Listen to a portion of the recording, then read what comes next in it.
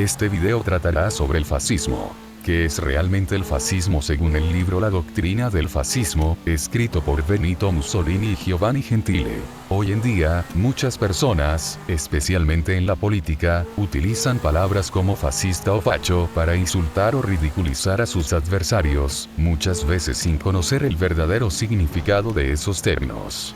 En otros casos, simplemente se usan como etiquetas vacías para desacreditar al oponente sin entender el trasfondo histórico e ideológico que existe detrás de ellas. Por esa razón, este video es necesario. No busca defender ni atacar una postura política, sino mostrar y explicar qué era el fascismo según el propio texto doctrinal fascista, entendiendo sus ideas, su visión del Estado, de la sociedad y del individuo. Solo comprendiendo el significado real de las palabras, podemos evitar usarlas de manera superficial o ignorante.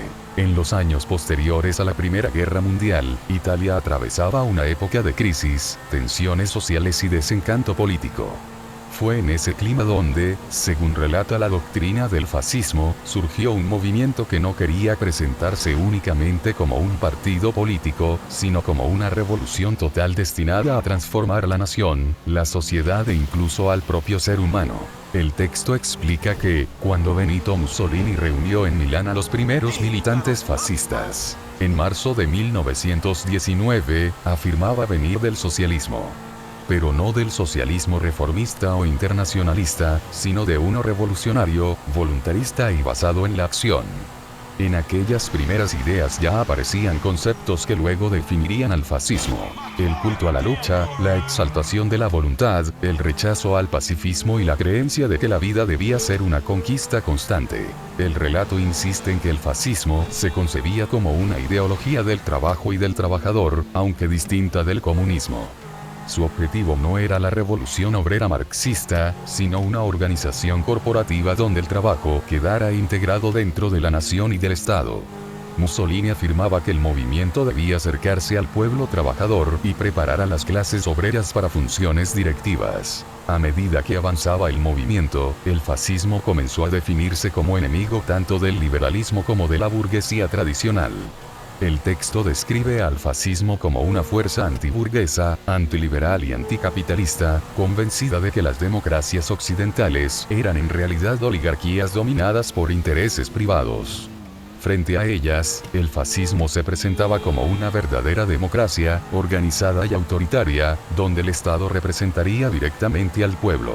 Según esta visión, la revolución fascista no pretendía limitarse a conquistar el poder político. Aspiraba a construir un nuevo tipo de Estado, un Estado fuerte, centralizado y comunitario. El texto sostiene que el individuo no debía colocarse por encima de la nación, sino integrarse completamente en ella. El Estado fascista era descrito como la expresión misma del pueblo, heredero del espíritu de la antigua Roma y portador de una misión histórica. La obra dedica una atención especial al concepto de Estado ético. Ese Estado no solo debía gobernar, sino también educar, formar y moldear a los ciudadanos. Inspirándose en referencias filosóficas y clásicas, el texto compara al fascismo con una especie de nueva civilización destinada a crear un hombre nuevo, disciplinado, heroico, comunitario y dispuesto al sacrificio. En una de las partes más importantes, Mussolini describe el ideal de vida fascista como una aceptación del riesgo, del combate y del deber. El famoso lema "Me fregó" aparece como símbolo de una filosofía basada en el desprecio al miedo y en la idea de vivir para una causa superior. La vida, según el texto, debía entenderse como deber, elevación y entrega hacia los demás y hacia la nación. Con el paso de los años, el fascismo comenzó a verse a sí mismo no solo como un fenómeno italiano, sino como una doctrina universal.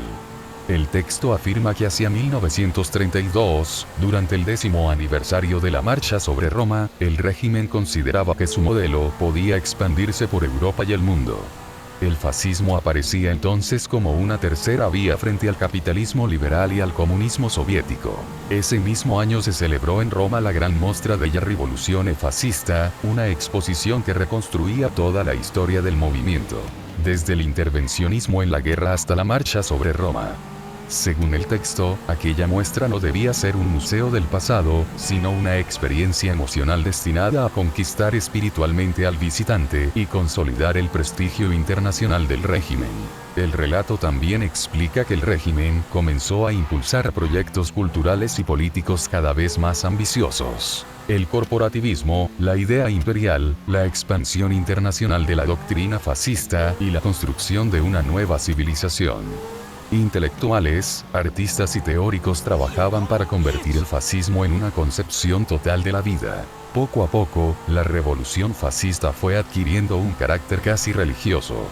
La doctrina era presentada como una verdad histórica y espiritual capaz de superar las ideologías anteriores.